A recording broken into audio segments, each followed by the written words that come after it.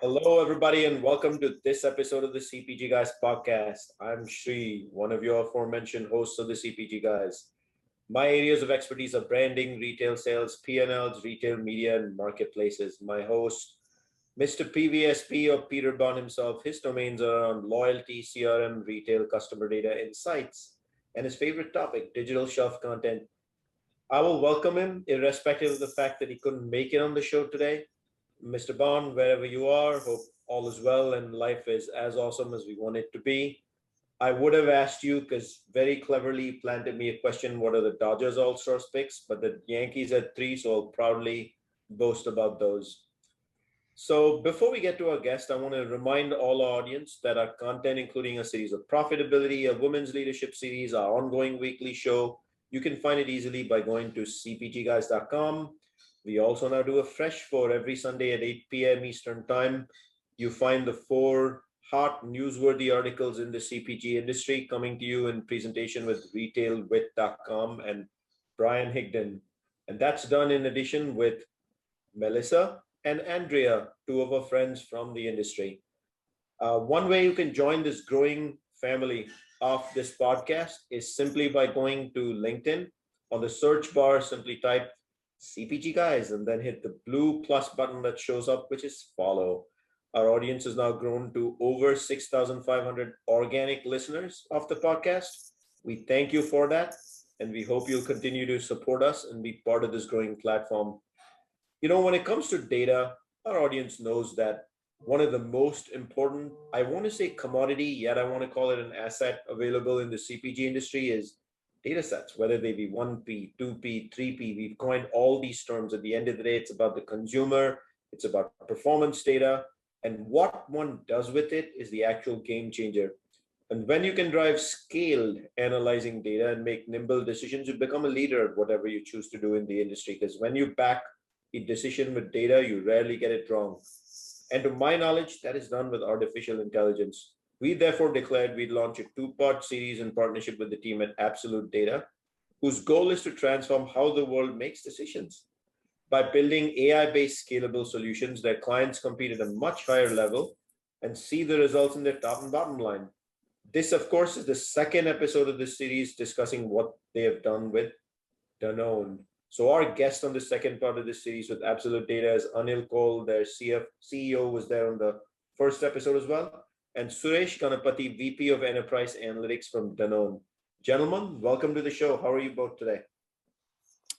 Great. You. Thank you, Shri, for that great introduction, and very glad to join this forum and be with Anil on this forum and talking to you today live.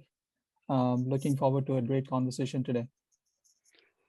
Thanks from my side as well. Shri, happy to be back for the second episode, and hopefully we'll have as much fun as we had on the first episode. So looking forward to it. Absolutely, Anil. I remember the first episode distinctly, so the goal is to have as much fun. But before we actually start having a discussion here with Suresh and you, could you remind our multitasking audience, what's the best way if someone wants to follow up and get in touch with Absolutdata to get connected with all of you? Yeah, the best way to reach us is reach out to Sudeep Haldar, who is who heads our AI analytics business, and you can find him on LinkedIn.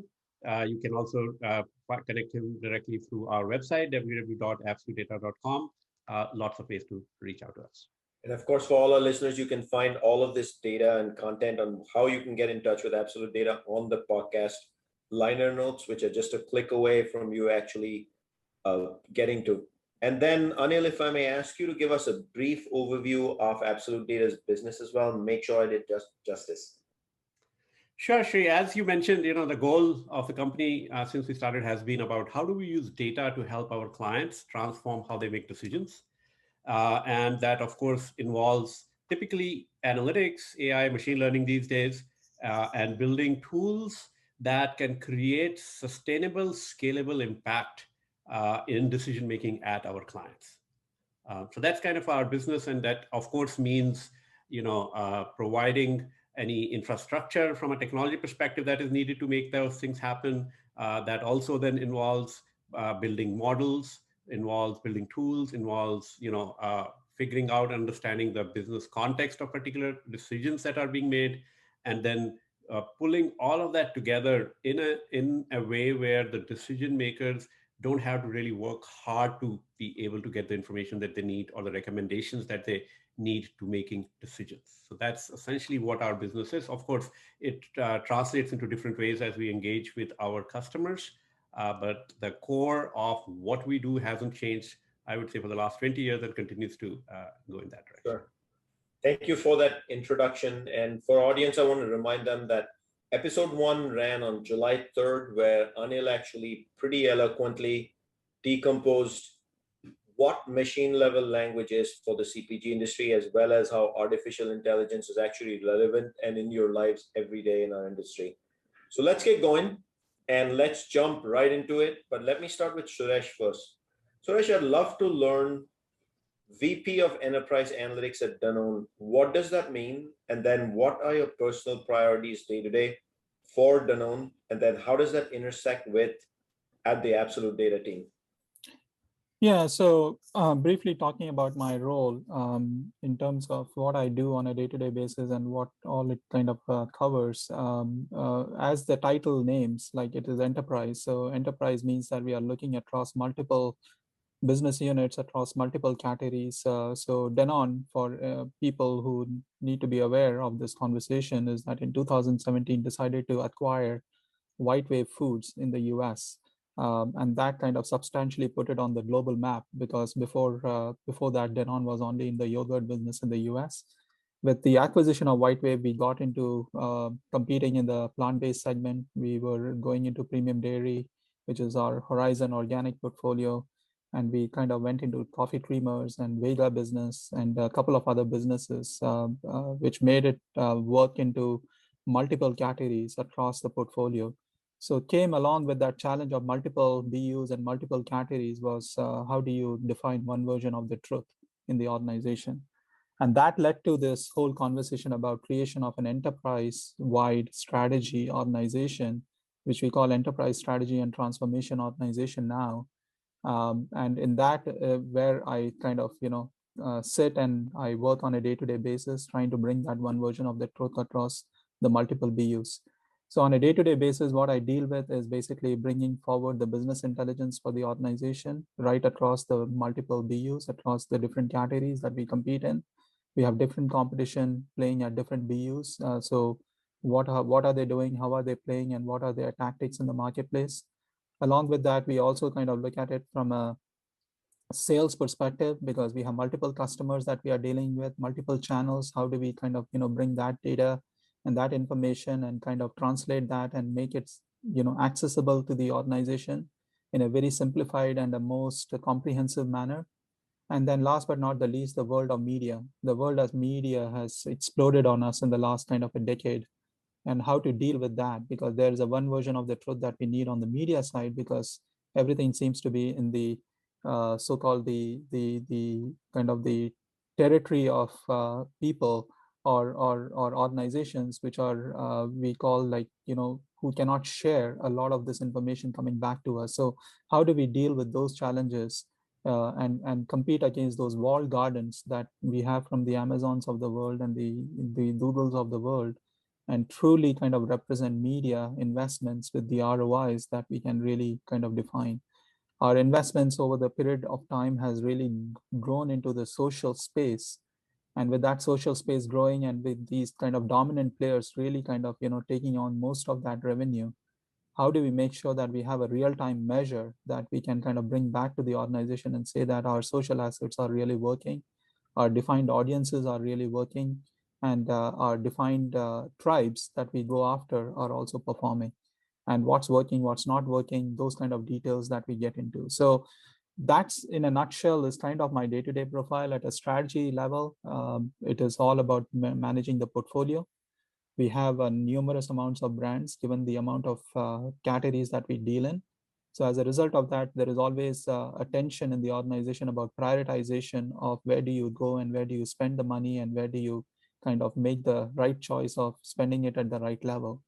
So that is a big part of my job, to ensure that the organization is kind of really going down in the right path with a portfolio optimization outlook and making those decisions on a day-to-day basis, and both from a short-term and from a long-term perspective.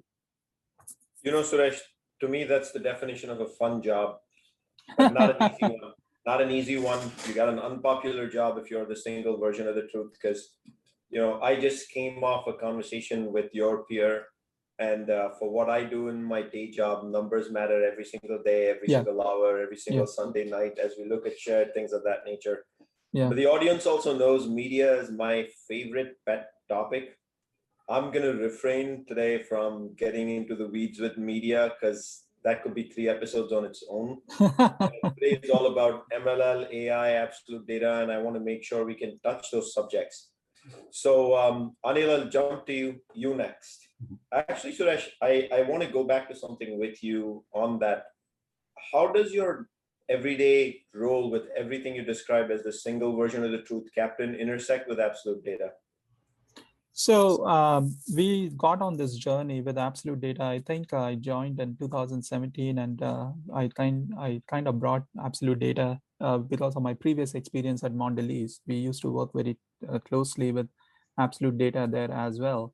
So in 2018, we started off this journey, and this was precisely the challenge that was given to me, is to create that one version of the truth.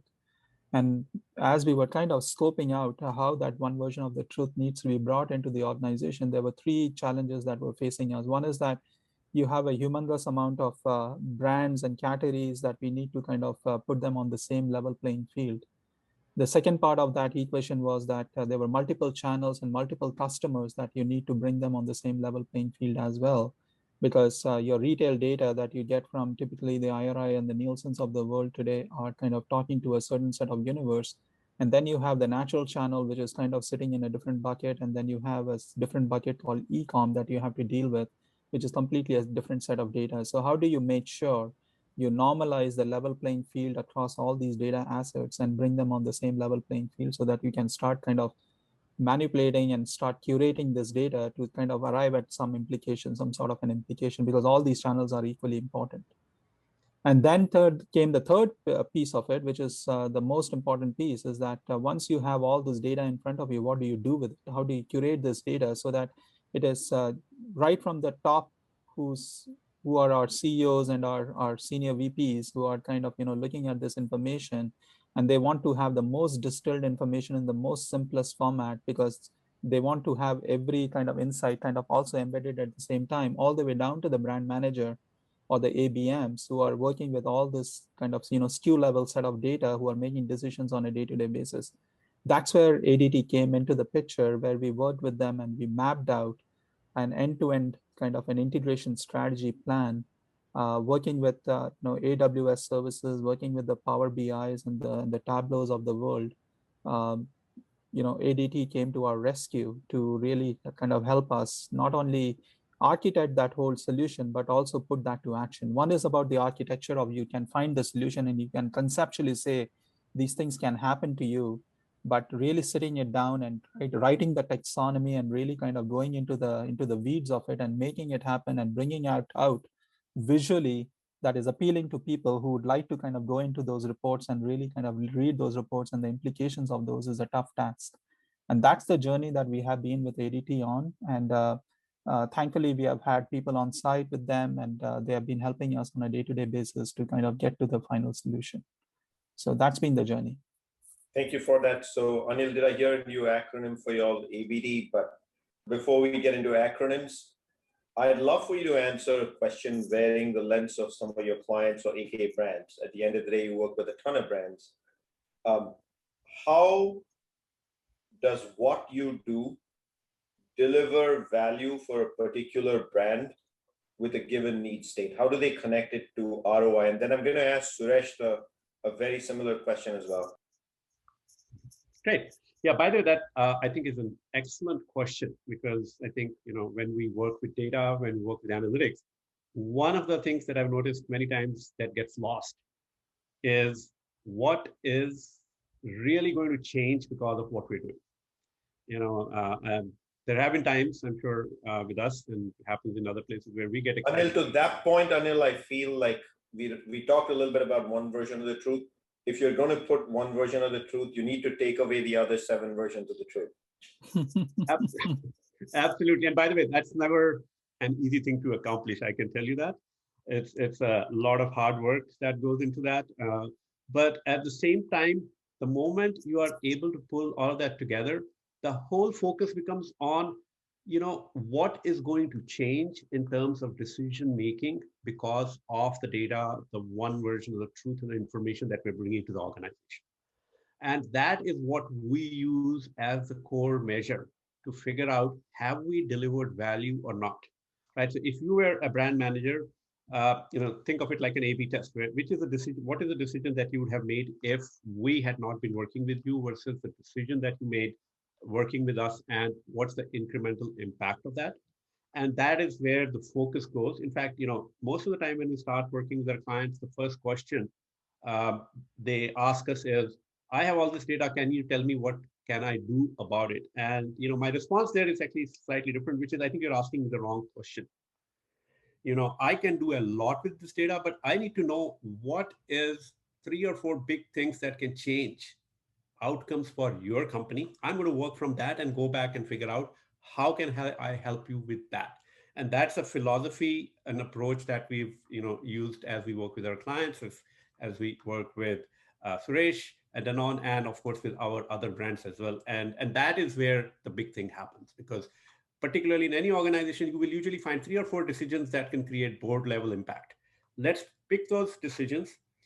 We will worry about data in a little while. Let's figure out how can we change them, go back, connect to the data, connect to what analytics are required, and then let's start working on that. Well said indeed. And Suresh, I want to now flip the similar question, similar vein over to you, which is ROI, because when you choose to do a partnership or try to get to single version of the truth, you try to build a data warehouse, data mart, call it what you may these days. You're collecting and aggregating large pieces of data. You spoke of media in addition to the retail and the selling side of the ecosystem as well. It's capital investments at the end of the day. So I'd love to know why you chose Absolutdata over others, and how that ROI is seen in your lens and measured every day for all the investments you are making. So, so as I said, like in the very beginning, the selection of the ADT to me came in naturally because of my previous experience, and it is not like we are only working with ADT at the same time. So there are different kind of specialties. To me, Suresh, what I interpret that is, and I want to make sure I interpret that accurately, is you work in the snacking side of the fence with Mondelez. Yeah. Then you came over more into the yogurt side of the fence. Of course, Danone has multiple subcategories. In addition to that, you're finding that your experience with ABD actually is transcending multiple categories. Yeah, that's true. That's true. And that was one of the reasons why we initially brought them into the process. And we were truly testing the waters in terms of given the multiple categories that we were kind of expanding into, whether like ADT will kind of really step up and they will be able to deliver it beyond the snacking part of the portfolio, because yogurt typically tends to be in the snacking area, whereas dairy, when it comes to plant-based beverages and all, it kind of tends to go beyond snacking, yeah, because it's a more of a habitual kind of a breakfast kind of an area in which you are competing. But however, we got that correlation going with the teams, and we were able to kind of articulate that very clearly, and they were able to respond back with those initial kind of stages of responses that we were expecting. So we went on a journey, and it was a kind of a building block every day that we were putting, one on top of each other in order to kind of deliver those end goals. But in terms of the key question that I want to answer, which is very interesting in here, is how do you measure ROI? So there are 2 ways in which we measure ROI within the organization. One is, of course, the business way of looking at it, where we kind of look at MTAs and marketing mixes and all that kind of stuff, and we see that whether our investments are coming through or not. But the key part of that ROI for an analytics function is that what are the kind of decisions that are being made? Are we kind of called into those meetings? Are we kind of called into the stakeholder meetings where key decisions are being made? And I can tell you, like, there's a night and day in terms of where we see the analytics organization in the past, like, couple of years. And given all the work that has happened behind the scenes, there is what we call internally in the organization something called the brain trust, and we are called the brain trust of the organization. Is that as you said, my job is not an easy job, with market share numbers going up and down, and whom are you beating, and who's being beaten by you, and who's overtaking you, and all that. Those kind of numbers on a weekly basis, they come in and they create a chaos in your life. But the reality of the situation is that you also enjoy that moment because you are kind of in the center of that Q&A, where the CEO of the organization, the CFO of the organization, the CMO of the organizations are all kind of looking at you for those answers. And when we are able to kind of deliver that answer in a very concise and in a very simplistic manner that people can understand, along with the drivers of it, that's what the real kind of the solution based analytic kind of what the word is, like it kind of something that you cannot explain, the amount of happiness that you get as a result of that. And there have been situations where there have been some tough questions that have been in front of us, where we have not been able to explain certain things, and we have not been able to explain whether this is working or not working. And that kind of takes us back to the learning board, and it constantly brings us back to that challenge of what we are faced with today, because there is not a very clear clarity on how to explain certain behaviors that are happening. COVID was a tough time.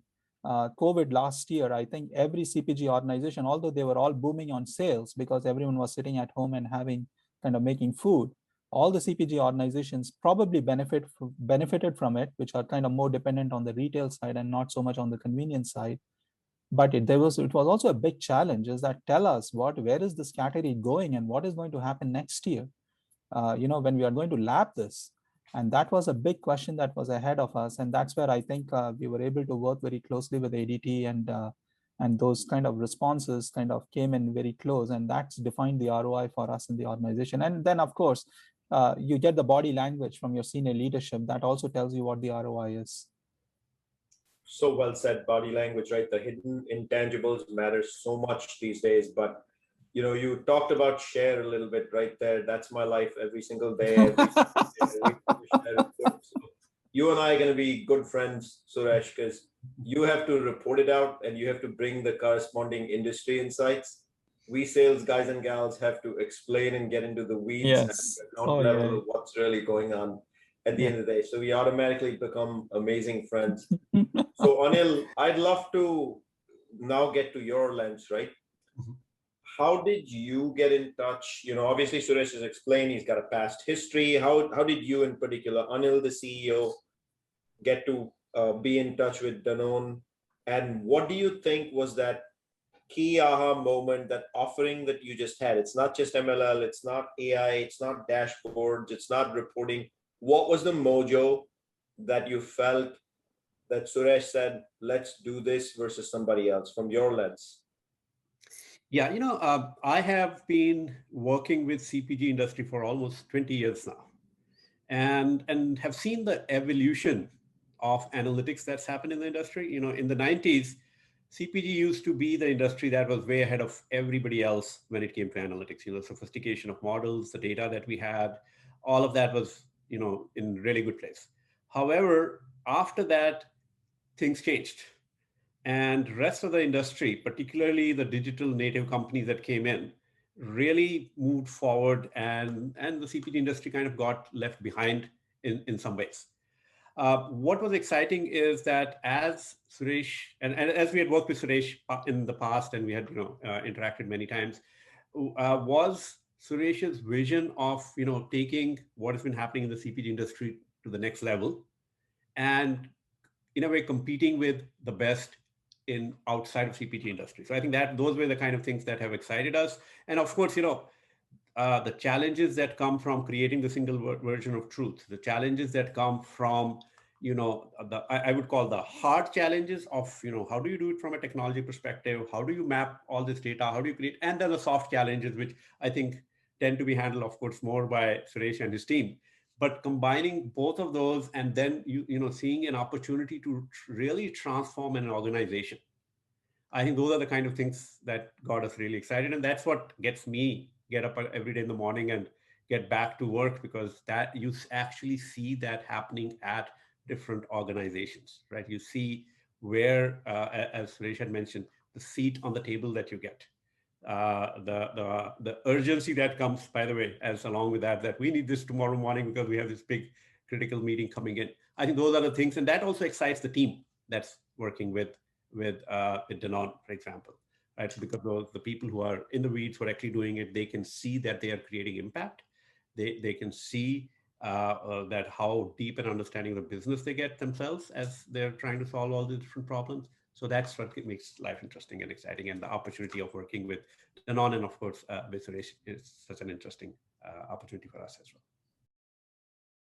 I just want to add something to what Anil said, and it is something which is important. I think it's a very exciting time in analytics today. And of course, we talk about data and transformation and all that. I think where the marketing analytics has taken itself to the next level is by talking about not just the one version of this truth, but also the one source of that truth. And what I mean by that one source of that truth is basically is to integrate across the multiple data assets that we have in the organization. So if you look at data, like earlier, there used to be a time when marketing analytics never used to discuss supply as a data point. Yeah. Today you have supply chain with capacity constraints directly talking to impact on market share. Now you can say that isn't that obvious, because if you're out of stock, your market share, you lost the sale, and of course it should reflect. Those conversations never used to happen.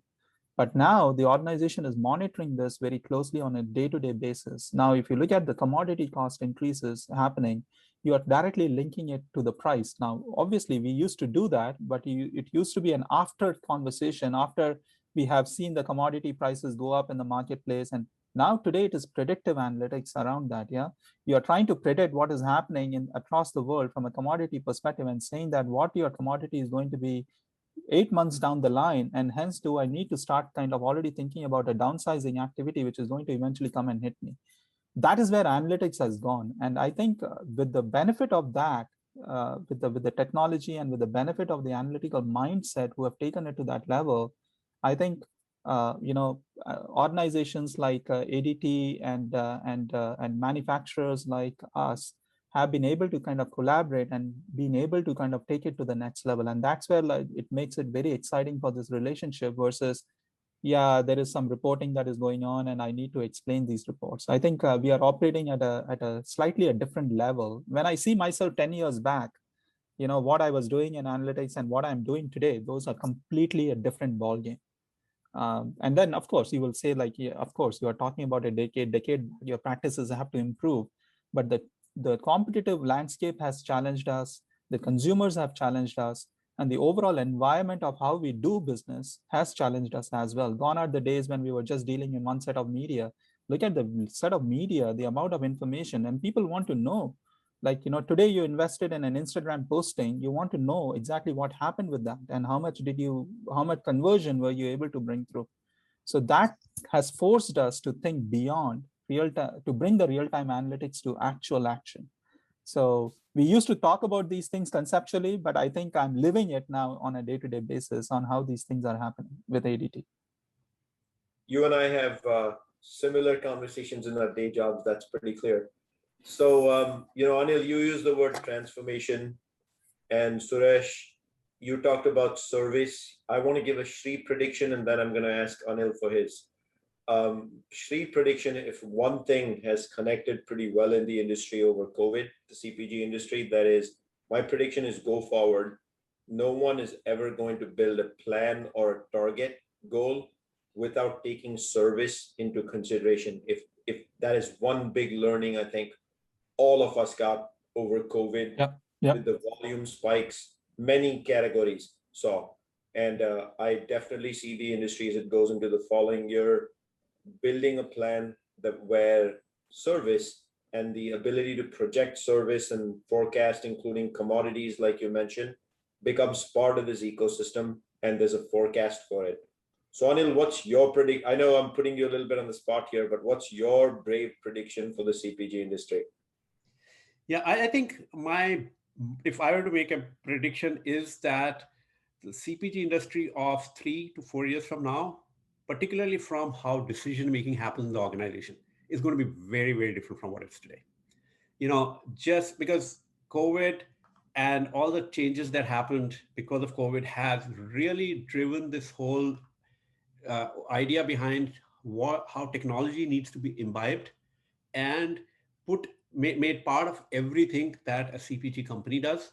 I think that became a reality that became very clear to everyone in COVID. There were a lot of people talking about it before that, and they wanted to do something. I think that to me is what is making and what's going to make CPG companies much more quick at making decisions, more efficient at making decisions. And I'll share a quote with you that I shared with the CEO of one of the large CPG companies, which was that when today if you look at revenue per employee for a CPG company and you compare it to revenue per employee for a technology company, there is a huge gap. And my prediction is that gap is going to get narrowed quite a bit because technology is coming in, data is coming in, and you will see the difference in productivity that will create and the difference in outcomes that will create in the next 4 to 5 years. That's a big, bold one, Anil, but I'm with you. Like, no matter what your function is in a CPG company, it doesn't matter what you do, what role. You could be in finance, selling, marketing, brand equity development, supply chain. If you don't embrace technology end to end, and I'm not talking, raising your iPhone and saying I'm embracing technology, is understanding data. Like, data is a very important piece of this, and you need a technology footprint to really get to the type of insights Suresh really talking about, the true use of MLL in everyday decision making. Are we too far from dynamic pricing for the consumer, even at the shelf? These things are all technology at the end of the day, and sort of the revolution in the industry has really been, if you took a deeper dive, what really has changed in the industry in the last 15 or 13 years since the invention of the iPhone is consumer behavior that has been shaped by the adoption of technology. That's what we all inherit at the end of the day. So very well said. So Suresh, I want to, I spoke about the consumer a little bit here. I want you to wear that lens at this stage. This partnership with Absolutdata, what is it doing from a consumer perspective for you at Danone and for the team at Danone? Is it the data that you get, you're able to make better decisions, therefore you're putting a much more stronger, let's say, efficient assortment on the shelf? Like, how does this translate to the consumer? I think at every level, right from the product side, which is kind of leading to a better kind of decision making on, simply looking at things like, the assortments, of course, like, what changes are you making at the shelf, all the way to the fact that the amount of investments that we are doing with our retailer, with our consumers in terms of communicating to them, both from a segment perspective and from a tribe perspective. One is at a broader level, the other one is a little more tactical at a ground level. It is telling it in a real time in terms of what's working, what's not working for us. Yeah. So where we need to make some changes, where we need to make our tweaks. Earlier, we used to talk about overall communication in one lens. We are able to now break them down into creative assets versus media assets. So even if you have the right content with the right creative, sometimes your media selection might be kind of off. As a result of that, things may not be leading to right conversion. So depending on what you are trying to do, whether it is about generating awareness or consideration or conversion, those tactics, are they really kind of working for you with the objective that you have kept in mind with the kind of media that you are kind of putting out there? So one piece is kind of getting tackled as a result of that, because there's a big part of investment that is, as an organization, we are investing and we are putting that as an investment. So it is able to give us that. So we are able to tackle with the right consumers, but at the same time, the shoppers at the customer level, what are they looking at and what kind of assortments are they going after, what kind of formats are they going after? During the COVID time, you must be kind of more familiar than we equally are familiar in the CPG industry what happened to the shopper choices at the customers. Yeah, people were going for larger formats and people were trying to avoid the single serves, and they were going for much kind of storage options that can kind of help them with the pantry loading and things like that. That has completely changed the dynamic of the shelves on in terms of what goes into production and what kind of stays in stock versus out of stock and things like that. So those are some of the important kind of the leads that we are working with. And of course, from a product development perspective, it also gives us new ideas in terms of what kind of innovation, what kind of frame of references that we need to look from an adjacencies. There might be ideas that might exist in the adjacencies world that we don't have to reinvent. and we can kind of bring those kind of choices within our own categories. So it kind of touches across all the piece of marketing, I would say, like the product, the placement, and the pricing, as well as the communication piece of it. But I think what we have been able to deliver as a result of that, and we have a lot more work to do, is precisely on those engagement levers that we have been able to elevate, and we have been able to provide that to our consumers, making sure that their demand is kind of taken care of.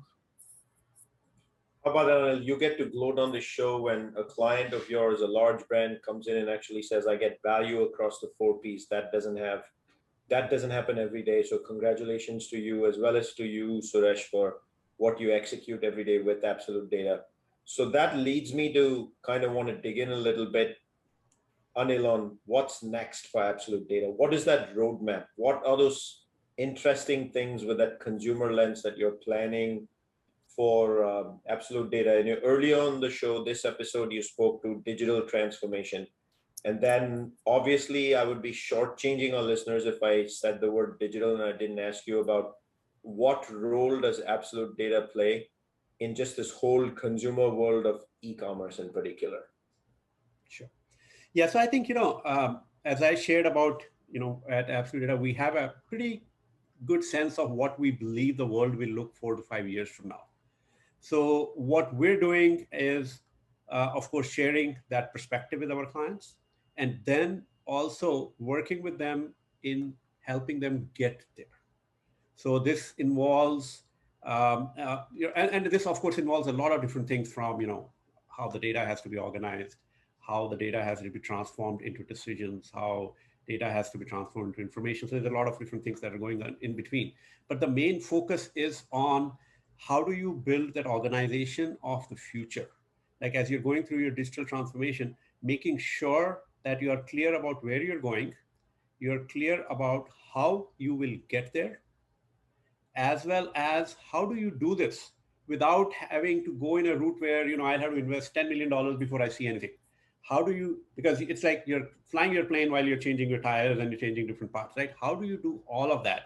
And I think that is the piece where technology, we've, for example, built a lot of technology capabilities already within Absolute Data. We got acquired by Infogain, which is a technology services company. Again, with that goal of bringing the technology muscle, which is required for us to get and help our clients hit that vision from a consumer perspective, how they serve their consumer, how they find out what else needs to be done to serve the consumer, as well as how do they internally make the whole organization effective and efficient in doing that. So that is the vision. I think we have made our bets on that quite clearly, and I'm pretty excited about the way it is turning out with our clients right now. Can't go wrong when you bet on the consumer for outcomes. And just a reminder also for our listeners that Infogain acquired Absolute Data earlier, and we actually spoke to that in episode 1, which ran on July 3rd again. And we spoke at quite a length of detail on what that partnership means. And we also answered the question, I think it was Rohit, on why that particular acquisition by Infogain, Absolute Data, of course, and how both of you are benefiting from that. And Suresh, I want to wrap it up by asking you, I think I'll shortchange again the listeners and your relationship with Absolute Data if I don't ask you for, on the digital e-commerce and the omni-channel side of the fence, what is the partnership you have with Absolute Data? How are they enabling you to be successful on that side of the fence? On the digital side, on the e-commerce side, I would say to begin with, we are still kind of exploring in terms of what exactly we want to do in that particular area. We have our own internal solutions that we have right now. We are working with those, and there is some clarity that needs to be kind of further be drawn out. So that is something that I would kind of park for a minute. I would just keep that aside. But on the digital side, we are continuing the whole transformation journey because we have something internally within the organization where we are kind of talking about linking all these different data assets in form of a data lake, or whatever you want to call it. We call it the one source, or you can call it data lake or whatever. We are trying to kind of bring all those different assets together. On top of that, we also have all this customer data that we are sitting on, which is like part of the first party, second party, third party data, as you kind of name it. How do we kind of integrate that into this kind of a solution? And on top of that, we have close to about 30 plus streams of media data, which is kind of flowing in through different asset bases. So given all of that, if you put together, there are almost like 70 plus data streams. What do you do with this? And how do we want to kind of integrate all these pieces? And what are the solutions that you bring out of that? There are different solutions that you can bring as a result of that, and what kind of an ecosystem that we want to create that will benefit the organization with different kind of functionalities and different kind of the levers that you can pull. So the supply chain wants to have a certain set of solution, then the finance organization wants to have a certain set of solution. The marketing organization is obviously typically looking at all its solutions, and then you have the sales organization. That is the journey that we are right now going under, and which is where I think ADT will play a big role. And we are putting those kind of puzzles together, as I call them, the puzzles, because each of these puzzles are kind of individual in nature. And then there is a bigger story of the enterprise that needs to sit on all of this to say that what is that bigger ecosystem that kind of caters to the needs of the organization right across, while managing the one version of the truth. So that's where we are in that journey from a digital kind of the transformation perspective. And e-com right now is kind of a little on the side. And the reason for that is because the last year experience that we had, and we were totally kind of unprepared to have that kind of an experience. There is a whole kind of a regaming of the e-commerce kind of capability which is going on in the organization, which I think in the near future is going to get elevated. And that is something where, again, I definitely see that our partnership will go in that area, and we'll kind of benefit from it as well. Awesome. I will sum this show up in just one sentence. When somebody says, look, I'm getting value across the 4 Ps, you don't really need to decompose what that is and how deep it goes. But throughout this episode, we've already talked about many of those. But I think it's a testimonial to you, Anil, and your team that Suresh actually said that. So let me remind our audience that you can find all our content. You guys know where to go, cpgguys.com. And we do have a new Fresh 4 series, which has been active now for quite a few months. Every Sunday, 8 p.m., we updated both on, yes, we have an Instagram channel, CPG Guys, easy to find, as well as on LinkedIn right here on our CPG Guys page. You can join our growing LinkedIn families by simply going to the search bar up top, typing CPG Guys and hitting the blue follow button. But we'd love for you to also tell us how to continue to shape the show. Do that easily by simply dropping us a direct message. You can let the CPG Guys know by going to cpgguys.com, or simply by rating us on the Apple platform by going to by simply rating us by simply going to ratethispodcast.com/Apple CPG podcast, and tell us what you like or don't like about the show and who you'd like on the show, because you shape it. We do what you tell us to do at the end of the day. Anil and Suresh, I want to thank you both for joining the CPG Guys and speaking to the value proposition that Absolute Data brings to Danone. Thank you for joining us. Thank you.